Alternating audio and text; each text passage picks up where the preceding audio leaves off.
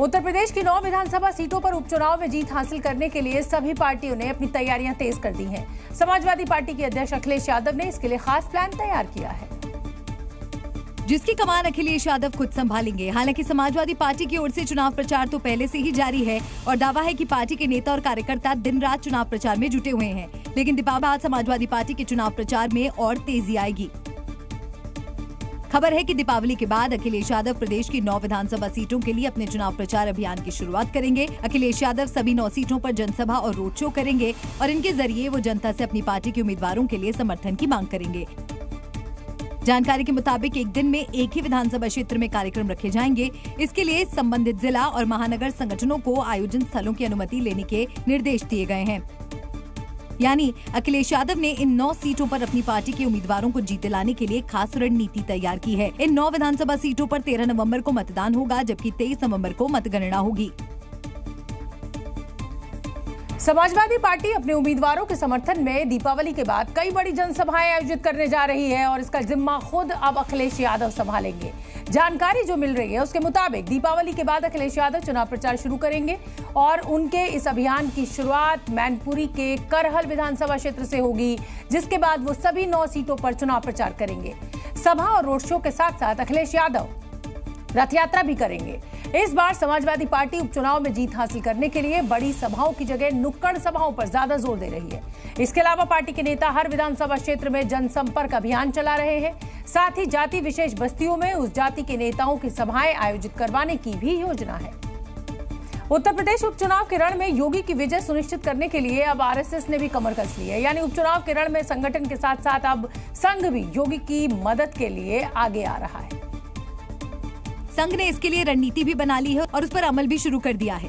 सूत्रों के मुताबिक हर विधानसभा क्षेत्र में बूथवार संघ की टोली बनाई गई है। हर टोली में 5 से 10 लोगों के छोटे छोटे ग्रुप में बैठक हो रही है। संघ सीधे बीजेपी नहीं बल्कि हिंदुत्व और राष्ट्रहित का पाठ पढ़ा रही है। टोली में शामिल स्वयंसेवक हर जाति के लोगों से मिल रहे हैं। साथ ही समाज के हर वर्ग और जाति के बीच सीएम योगी आदित्यनाथ के बटेंगे तो कटेंगे के नारे का मतलब भी समझा रहे हैं। बटेंगे तो कटेंगे,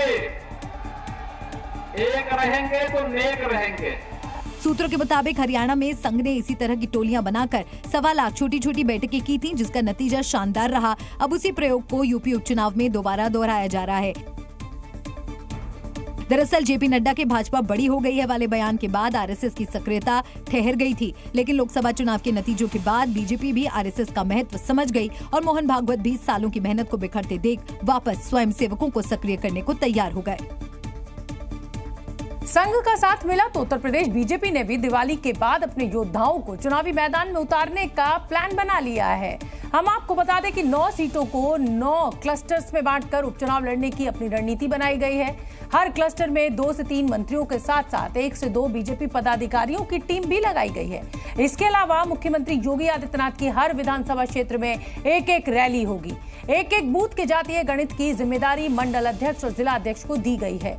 यूपी बीजेपी के अलग अलग मोर्चों को जातीय समीकरण के आधार पर चुनावी विधानसभा क्षेत्र में तैनात किया गया है। मुस्लिम बहुल इलाकों में बीजेपी के मुस्लिम नेताओं को लगाया जाएगा। इसके अलावा पार्टी के सभी सांसद और विधायकों को भी दीपावली के बाद उपचुनाव वाले विधानसभा क्षेत्रों में ही रहने के निर्देश दिए गए हैं। उत्तर प्रदेश की 9 विधानसभा सीटों पर उपचुनाव के बीच पोस्टर वॉर भी शुरू हो गया है। इस बार प्रदेश के मुख्यमंत्री योगी आदित्यनाथ के बयान बटेंगे तो कटेंगे जवाब में समाजवादी पार्टी की ओर से पोस्टर लगाया गया है। आप देखिए क्या पोस्टर लगाया है। और ये पोस्टर लखनऊ में समाजवादी पार्टी के दफ्तर के बाहर लगाया गया, जिसमें लिखा हुआ था कि ना बटेंगे ना कटेंगे, 2027 में नफरत करने वाले हटेंगे। इतना ही नहीं, इस पोस्टर के जरिए समाजवादी पार्टी ने हिंदू मुस्लिम एकता की नसीहत भी दे डाली। ये पोस्टर समाजवादी पार्टी कार्यालय के सामने रंजीत सिंह नाम के समाजवादी पार्टी के नेता ने लगाया है। आपको दिखाऊं तो इस पर लिखा हुआ है, न बटेंगे न कटेंगे, 2027 को नफरत करने वाले हटेंगे, हिंदू मुस्लिम एक रहेंगे तो नेक रहेंगे। सीएम योगी के बयान बटेंगे तो कटेंगे को लेकर समाजवादी पार्टी के नेता शुरू से ही हमलावर हैं, लेकिन इस बार पलटवार करते हुए पार्टी के नेता शिवपाल यादव एक कदम आगे बढ़ गए। न तो बटेगा न कटेगा और जो ऐसी बातें करेगा बाद में पिटेंगे।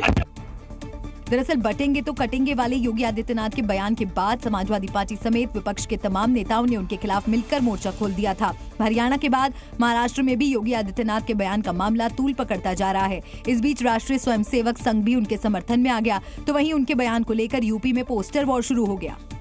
किसको मारने पीटने की बात कर रहे हैं? जनता को मारेंगे पीटेंगे? ये योगी आदित्यनाथ जी की सरकार है, इसमें मारने पीटने वालों की तो बड़ी हालत खराब है। शिवपाल जी, यूपी उपचुनाव में जैसे जैसे मतदान की तारीख नजदीक आ रही है, वैसे वैसे राजनीतिक दलों के बीच जुबानी जंग भी तेज होती नजर आ रही है। वहीं मैनपुरी की करहल सीट पर उपचुनाव परिवार बनाम परिवार नजर आ रहा है। शिवपाल यादव और बीजेपी प्रत्याशी अनुजेश यादव के बीच जुबानी हमले तेज हो गए हैं, क्योंकि करहल विधानसभा क्षेत्र में चुनाव प्रचार के लिए पहुंचे समाजवादी पार्टी के नेता शिवपाल यादव ने अनुजेश यादव को भगोड़ा करार दिया। दरअसल तेज प्रताप यादव के समर्थन में शिवपाल यादव और डिंपल यादव के साथ धर्मेंद्र यादव भी पहुंचे। मंच पर फूलों की माला पहनाकर तीनों नेताओं का एक साथ स्वागत किया गया। सभा खत्म होने के बाद मीडिया कर्मियों ने शिवपाल यादव को घेर लिया और अनुजेश पर सवाल किया, तो उन्होंने अनुजेश को भगोड़ा बता दिया। भाजपा ने रिश्तेदार को उतारा, आपने रिश्तेदारी भी मन से तोड़ दिया, बता रहे कि अब उसको पार्टी में भी नहीं लिया जाएगा। कभी नहीं लिया जाएगा, ऐसे भगोड़ों को कभी नहीं देगा। शिवपाल यादव के बयान पर अनुजेश यादव ने भी पलटवार किया। उन्होंने तंज कसते हुए कहा कि चाचा का तो अखिलेश ने पहले ही अपमान किया था, लेकिन फिर भी वो वापस समाजवादी पार्टी में चले गए। चाचा पहले अपने गलेवान में जाके, मैं वो मेरे सम्मानीय, मगर उनके लिए मैं कुछ कहना नहीं चाहता हूँ। पहले उनके साथ क्या हुआ वो जाने पहले। दरअसल समाजवादी पार्टी ने करहल विधानसभा उपचुनाव में तेज प्रताप यादव को अपना उम्मीदवार बनाया है, जबकि बीजेपी ने धर्मेंद्र यादव के बहनोई अनुजेश यादव को टिकट दिया है। महाराष्ट्र विधानसभा चुनाव में नॉमिनेशन के लिए कुछ घंटों का वक्त बचा हुआ है, लेकिन अभी भी दोनों गुटों में सीटों के बंटवारे और उम्मीदवारों के नामों को लेकर असमंजस बरकरार नजर आ रहा है। बात अगर महायुति की करें तो बीजेपी के 146 कैंडिडेट्स घोषित हो चुके हैं, तो महाविकास अघाड़ी में कांग्रेस के अब तक 101 प्रत्याशियों का ऐलान हुआ है। महायुति में एनसीपी के 49 घोषित हुए हैं, तो शिवसेना के 84 कैंडिडेट्स का ऐलान हो चुका है। शिवसेना शिंदे गुट में 64 प्रत्याशी अभी मैदान में है, तो एनसीपी शरद गुट के 76 प्रत्याशियों के नामों का ऐलान हो चुका है। महायुति में टोटल 260 प्रत्याशियों का ऐलान हो चुका है, तो महाविकास अघाड़ी में अब तक 261 कैंडिडेट्स घोषित हो चुके हैं। यानी दोनों तरफ अभी भी 27 और 28 सीटों पर पेच फंसा हुआ है। चलिए अब आपको बता देते हैं कि महाविकास अघाड़ी और महायुति में किस सीट को लेकर कहां-कहां विवाद चल रहा है। महायुति में जिन प्रमुख सीटों को लेकर पेच फंसा हुआ है, उनमें मीरा भयंदर, कालीना, शिवाड़ी, अणुशक्ति नगर जैसी सीटें शामिल हैं। और इसी तरह महाविकास अघाड़ी में मुलुंड, मलबार, अकोला, पश्चिम, कोलाबा जैसी सीटों पर बातचीत चल रही है। महाराष्ट्र में होने वाले विधानसभा चुनाव को लेकर माहिम और वर्ली सीट पर मुकाबला बेहद दिलचस्प नजर आ रहा है, और अब तो विधानसभा की सीटों पर 3 सेनाओं के बीच भिड़ंत भी होने वाली है, क्योंकि राज्य में सत्तारूढ़ महायुति के घटक दल शिवसेना, विपक्षी शिवसेना यूबीटी और राज ठाकरे के नेतृत्व वाली महाराष्ट्र नवनिर्माण सेना के उम्मीदवारों के बीच त्रिकोणीय फाइट होगी।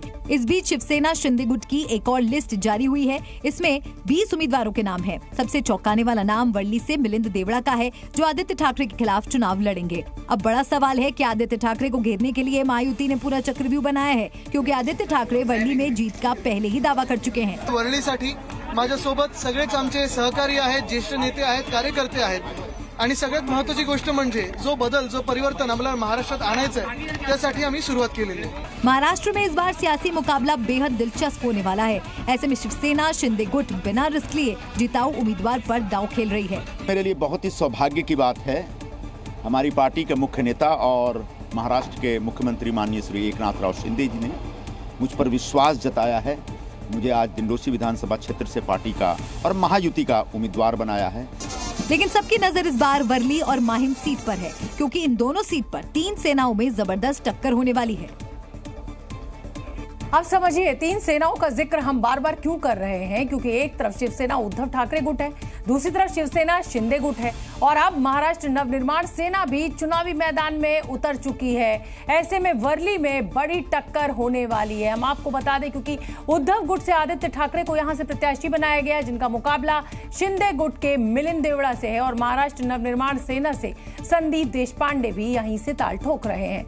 बात अगर माहिम की करें तो यहां पर भी राज ठाकरे के बेटे अमित ठाकरे को महाराष्ट्र नवनिर्माण सेना की तरफ से कैंडिडेट घोषित किया गया है, जिनका मुकाबला शिवसेना उद्धव गुट के महेश सावंत से होगा।